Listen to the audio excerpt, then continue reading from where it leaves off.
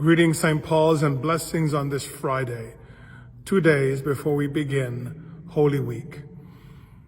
The psalm appointed in the daily lectionary for today is Psalm 22. My God, why have you forsaken me? Why are you so far from helping me, from the words of my groaning? Oh my God, I cry by day, but you do not answer, and by night, but find no rest. This psalm, as you may know, is the psalm that Jesus quotes when he's on the cross in the midst of his suffering. My God, why have you forsaken me?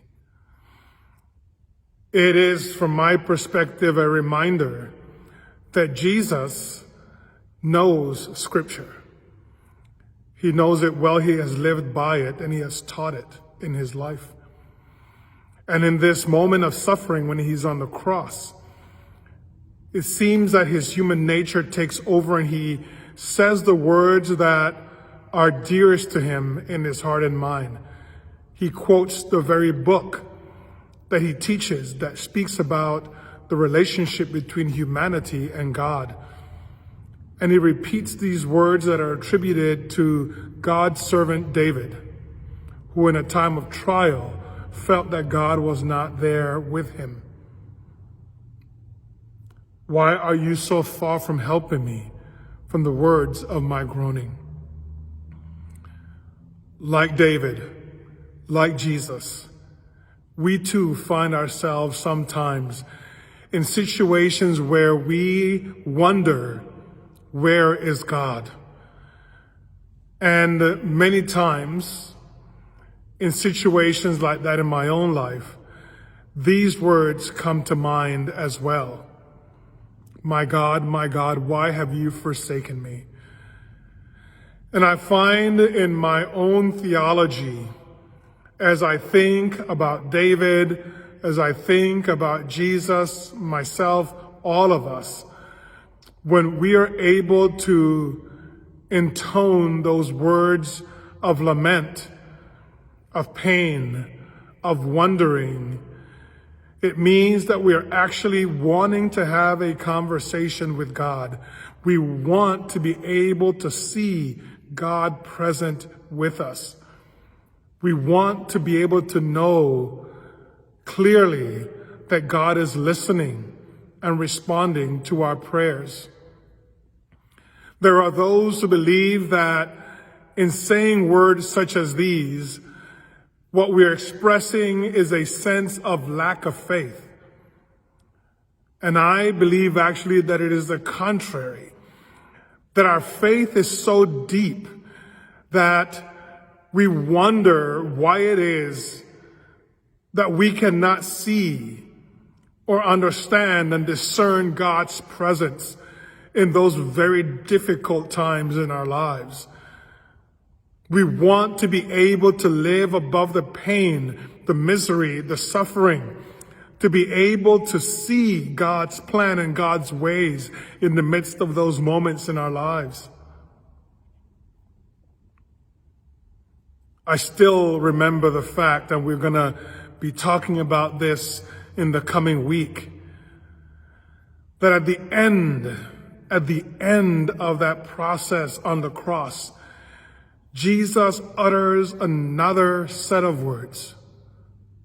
Into your hands I commend my spirit. After wondering where God was, Jesus commends himself to that very God. Isn't that what we are called to do? Isn't that how we are called to live?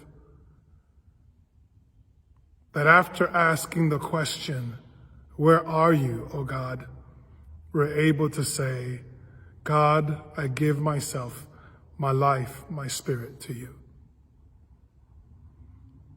I pray that this Lenten journey has brought you to a place where you're able to see God more clearly, hear God's voice speaking to you louder, and that you're ready to commend your life, all of it, to the caring of God. As always, on Fridays, I try to remind you of what's coming up. There is a lot coming up this week, but just for the weekend. Tonight, we have Station of the Cross at 6:30. Tomorrow, we have happy hour at 5 p.m. On Sunday, we have Palm Sunday, Passion Sunday services, 8 o'clock, live stream from the chapel. At 9 a.m., we have coffee hour. We do not have the live 9:15 morning prayer this Sunday because at the 9 o'clock hour, we will be preparing to have our first larger in-person gathering for the Palm Sunday celebration across the street at the Veterans Green. We'll be having morning prayer there. We'll distribute palms. We'll have a short procession. We'll do the Passion narrative. We'll do as much celebration as we possibly can of that triumphant entry of Jesus into Jerusalem. Then in the evening at 8 p.m., we have Compline. I would like to invite you to take a look at our website and so that you can know the schedule of services for Holy Week. In particular, I want to draw your attention to Thursday evening at 6 p.m., where we'll be having a Zoom supper gathering, for which I invite you to bring a small meal with you.